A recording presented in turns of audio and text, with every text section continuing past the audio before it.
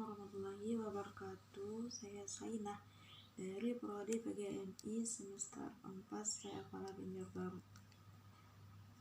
Dalam video kali ini saya akan membahas tentang teknik pembelajaran bahasa. Langsung saja, pembahasan yang pertama adalah teknik diskusi. Teknik diskusi adalah cara penyajian pembelajaran di mana siswa-siswa dihadapkan kepada suatu masalah yang bisa berupa pernyataan atau pernyataan bersifat problematis untuk dibahas dan dipecahkan secara bersama. Kemudian teknik diskusi merupakan suatu teknik pengajaran yang mana guru memberi suatu persoalan atau masalah kepada murid dan para murid diberi kesempatan secara bersama-sama untuk memecahkan masalah dengan teman-temannya. Dalam diskusi, murid dapat mengajukan saran-saran dalam rangka memecahkan masalah yang ditinjau dari berbagai segi. Kelebihan dari teknik diskusi ialah yang pertama, merangsang kreativitas siswa dalam bentuk ide, gagasan, prakarsa, dan terobosan baru dalam pemecahan suatu masalah. Dan yang kedua, mengembangkan sikap menghargai pendapat orang lain. Dan yang ketiga, memperluas wawasan. Dan yang keempat, membina untuk terbiasa musyawarah dan untuk memperkuat dalam pemecahan masalah. Dan kekurangan dari teknik diskusi ialah yang pertama, tidak dapat dipakai pada kelompok yang besar. Dan yang kedua, pembicaraan terkadang menyimpang sehingga memerlukan waktu yang panjang. Kemudian yang kedua, teknik third class.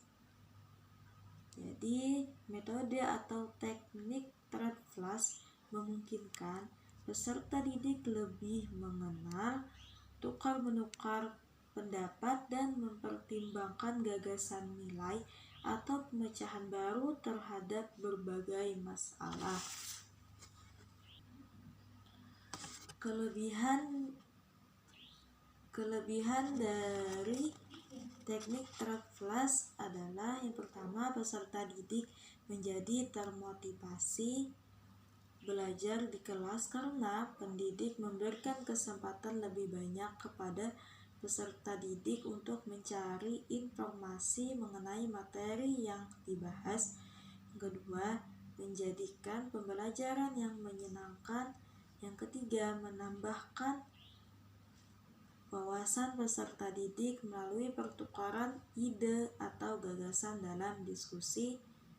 Kemudian kekurangan dari teknik third class yang pertama adalah menentukan waktu yang banyak untuk berdiskusi dan mempresentasikan hasil diskusi. Yang kedua, adanya keengganan peserta didik untuk berpindah dari satu orang ke orang lainnya. Kemudian teknik role play. Teknik role play adalah suatu aktivitas pembelajaran terencana yang dirancang untuk mencapai tujuan-tujuan pendidikan yang spesifik. Role play berdasarkan pada 3 aspek utama dari pengalaman peran dalam kehidupan sehari-hari. Dalam role play, peserta melakukan tawar-menawar antara ekspektasi sosial suatu peran tertentu, interpretasi dinamika mereka tentang peran disebut, dan tingkat di mana orang lain menerima pandangan mereka tentang peran tersebut. Jadi, metode atau teknik role play menekankan terhadap masalah yang diangkat dalam pertunjukan dan bukan kepada kemampuan pemain dan melakukan permainan peran. Kemudian kelebihan dari teknik role play adalah yang pertama, merupakan pengalaman berkesan bagi siswa dan menyenangkan sehingga sulit untuk dilupakan. Yang kedua, sangat menarik bagi siswa sehingga memungkinkan kelas menjadi dinamis dan penuh antusias. Dan yang ketiga, menumbuhkan rasa semangat untuk belajar serta menumbuhkan rasa kebersamaan melalui pembelajaran yang menyenangkan. Dan yang keempat, siswa dapat terjun langsung untuk memerankan sesuatu yang akan dibahas dalam proses belajar. Dan kekurangan dari teknik role play yang pertama adalah bermain peran memakan waktu yang banyak. Dan yang kedua, kesulitan siswa dalam memerankan peran. Yang ketiga, bermain peran tidak akan baik atau bisa jadi gagal apabila suasana kelas tidak begitu mendukung. Yang keempat, jika siswa tidak dilatih dan diberi pengarahan dengan baik, sangat besar kemungkinan tidak akan melakukan secara sungguh-sungguh peran yang diperankannya.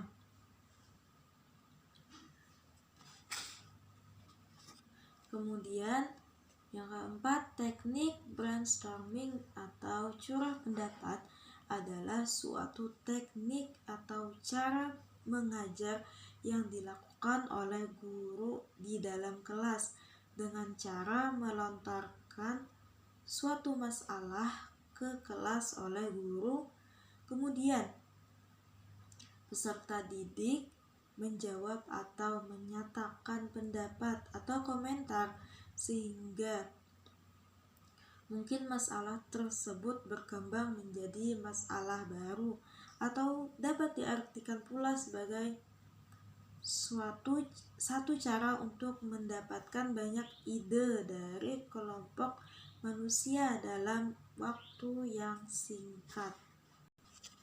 Kemudian kelebihan dari teknik brainstorming ialah yang pertama, anak-anak aktif berpikir untuk menyatakan pendapat. Yang kedua, melatih siswa berpikir dengan cepat dan tersusun logis. Dan yang ketiga, meningkatkan partisipasi siswa dalam menerima pelajaran. Kemudian kekurangan dari teknik brainstorming adalah yang pertama, guru kurang memberi waktu yang cukup kepada siswa untuk berpikir dengan baik. Dan yang kedua, anak yang kurang pandai selalu ketinggalan. Dan yang ketiga, guru hanya menampung pendapat, tidak pernah merumuskan kesimpulan. Kemudian yang terakhir adalah teknik pengamatan atau observasi. Metode atau teknik pengamatan ialah menggunakan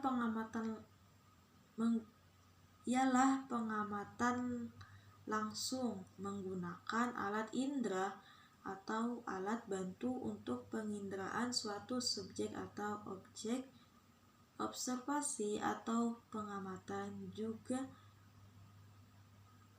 merupakan basis sains yang dilakukan dengan menggunakan panca indera atau instrumen sebagai alat bantu penginderaan. Kemudian kelebihan dari metode dari teknik pengamatan atau observasi ialah yang pertama, metode atau teknik pengamatan sangat bermanfaat bagi pemenuhan rasa ingin tahu, sehingga proses pembelajaran memiliki kebermaknaan yang tinggi. Dan yang kedua, menyajikan media objek secara nyata tanpa manipulasi. Dan yang ketiga, mudah pelaksanaannya. Dan yang keempat, siswa akan merasa tertantang. Dan yang kelima, siswa akan memiliki motivasi belajar yang tinggi. Dan yang kekurangan dari teknik pengamatan ialah yang pertama, memerlukan waktu persiapan yang lama. Yang kedua, memerlukan biaya dan tenaga yang lebih besar dalam pelaksanaannya. Dan yang ketiga atau yang terakhir adalah objek yang diamati akan menjadi sangat kompleks jika dikunjungi atau mengaburkan tujuan pembelajaran. Mungkin itu saja pembahasan teknik pembelajaran bahasa dari saya. Salah khilaf mohon dimaafkan. Wassalamualaikum warahmatullahi wabarakatuh.